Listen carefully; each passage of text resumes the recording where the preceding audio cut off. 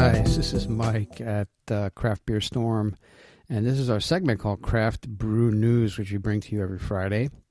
Just going over the last week's worth of beer news. And just a minute, I mean, iTunes, man, we were ranked number 12 in the food category and number 1 craft beer podcast recently. My God, thank you. I took screenshots. You know, these things move around week to week, but we did that, and it's unbelievable. I mean, we've been doing this for a couple months, but we have to be consistent, and the only way we can get on there is if you guys go on and leave us a rating, leave us a review. That just helps iTunes, you know, figure out who we are and gets us out there. So if you've done that already, I appreciate it. If you haven't, please take a couple minutes, go on iTunes, click on our Craft Beer Storm, and leave a rating or review. That helps us tremendously. All right, and oh, check this out. Yesterday I interviewed John Kimmich. He's the co-founder of the Alchemist in Stowe, Vermont. These guys make Heady Topper, which is a double IPA, high ABV. But you know, Men's Journal calls Heady Topper the America's most coveted beer. RateBeer.com names this as one of the 100 best beers in the world. And it regularly tops the charts at Beer Advocate. So it's just heavy duty. This guy is he's great. He went through a lot to get where he is. He has an awesome story, and it was an excellent interview. It's going to be out probably in the January timeframe, probably towards the end of January. So I'll send snippets out on Instagram and Facebook. So check those as we move along. But awesome interview. It's heavy duty. Also trying to get Sam Calagione, the founder of DogfishHead, and Jim Cook, the founder of Boston Beer Company, on. So if you know them, connect us. I haven't heard from them.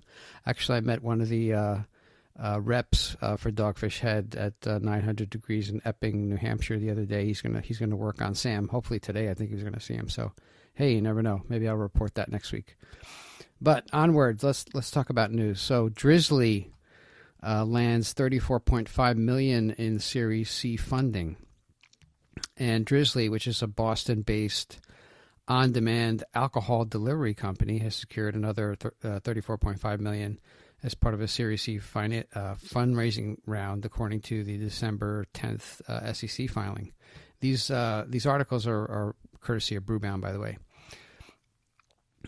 Founded in 2012, Drizzly has now raised about $70 million across multiple fundraising rounds from a variety of investors. Early round investors also included First Beverage, Suffolk Equity, and Gary Vaynerchuk, via the Vayner RSE fund. And he did the wine library, actually, which was, he took his father's store in New Jersey and he went online when everybody was just kind of laughing at him and saying, how can you sell wine online? And he just killed it. You know, he started with $6 million in sales of his father's store, and it went to like $60 million.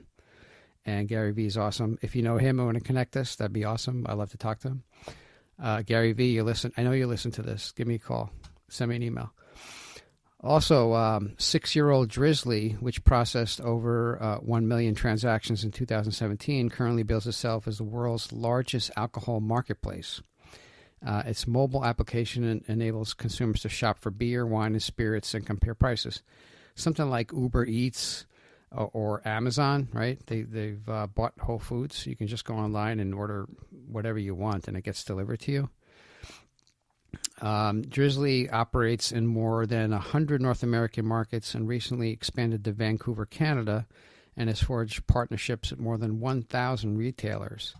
And the company's aiming to add another 2,000 retail stores in 2019, according to a source. So they're expanding rapidly. But you know, for beer, it's still limited to certain states. Intrastate shipping is available in 16 states, but interstate shipping means you can go across borders, straight borders. It's only 8 states. So you can't just buy something from California and have it shipped to you. It doesn't work like that. So intrastate, you know, and also intrastate is also limited to 16 states as well. So it's not 50 states, which is it's a sin. Wine can be shipped all over the place. Beer is not. You can't do it. So that's something we got to work on.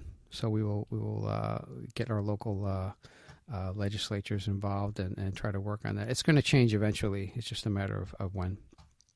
Next story: DME receivership leaves hundreds of craft brewers in limbo. So DME it's a huge. They make excellent craft beer equipment.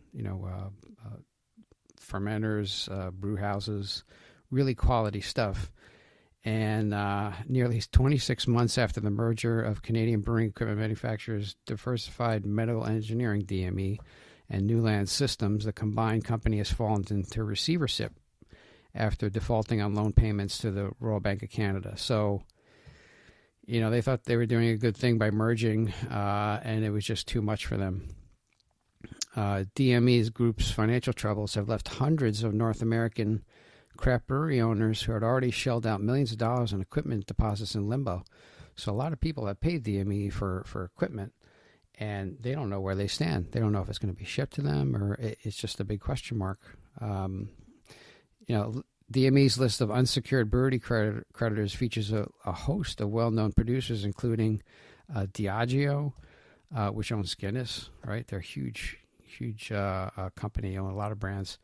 Foam Brewers up in Vermont, Labatt, Lord Hobo, Maine Beer Company, New Belgium Brewing, and others. So a lot of people have sent DME deposits, and they don't know where they stand. And DME's financial woes follow issues for several other brewing equipment manufacturers, including the closure of Portland, Oregon-based Metalcraft in 2017 and Canton, Ohio-based Systech Stainless Works earlier this year. Thad Fisco, the owner of Portland Kettle Works, likened the closings to small brewers stuck in the hinterland between being regional and being local. Tad says the same exact thing is happening in the manufacturing business. Too much debt. The debt gets ahead of you. You can't make payments, and the banks come in and foreclose. And we've seen this over and over again this year. A lot of people go big, take on all this debt, and then they can't make these payments, and the bank steps in and just takes over, which is unfortunate. Still, the closure of large manufacturers such as DME is an opportunity for companies such as Portland Kettle Works. So, one man's loss is another man's gain. Anheuser-Busch, next story, lays off dozens of brewery workers. So Anheuser-Busch InBev has eliminated nearly 40 jobs across North America, Brewbound has learned. In a statement issued last Friday, AB said it was making a limited number of targeted changes to its North American supply organization. Last week's cuts come about 15 months after AB eliminated nearly 2% of its North American workforce in a move that impacted approximately 350 employees. So AB is downsizing. And AB joins a growing list of beer companies who have downsized their workforces in 2018, including Constellation Brands, Pabst Brewing Company, Lagunitas, New Belgium, Green Flash, Nikasi, and Avery Brewing. These guys put out a lot of beer, and they've been downsizing. Through the first 9 months of 2018, AB U.S. revenues has declined 1.4%. And meanwhile, the company's two flagship brands, Bud Light and Budweiser, continue to lose volume, although still rank among the top five. So 1.4% for these guys is huge. And that's, I guess, an impact of small brewers and the craft brewing scene and, the hyper-local movement. People looking at local breweries and just discovering that they have great beer in their backyard, which is what we're all about, just to raise the awareness. All beer is great, and there's a time and place for beer, but craft beer is really good, and you should go out to your local brewery if you haven't and just check it out. Get a flight, try them. Try the beers. They're great. Last story, brewery openings on the rise in major U.S. population centers, BA reports. So you have people scaling back the larger ones, and then, apparently you have more microbreweries popping up, nano breweries and small breweries popping up in cities. U.S. cities with populations in excess of 5 million have seen the most percentage of growth of brewery openings in the past 5 years, according to the Brewers Association chief economist Bart Watson. Watson explained that the growth in the number of breweries in the U.S. largest cities is partly due to those locations playing catch-up with the rest of the country. Watson's data include an interactive map which revealed that 8 metro areas are now home to more than 100 breweries. So you have like about 100 breweries in these metro areas. Leading the way is Chicago with 167 breweries. Wow. I interviewed Chet Brett, who's brand manager last week from Tribes Brewing Company in Mokina, Illinois. As I said, he's in the Chicago area, but they're doing well and they're selling a lot of beer. Trailing Chicago, a long-time beer meccas and other major population centers, including Denver with 158 breweries, Seattle 153, San Diego 150, Los Angeles 146, New York 141, Portland 139, and Philadelphia 113. So a lot of major areas have over 100 breweries, as we mentioned.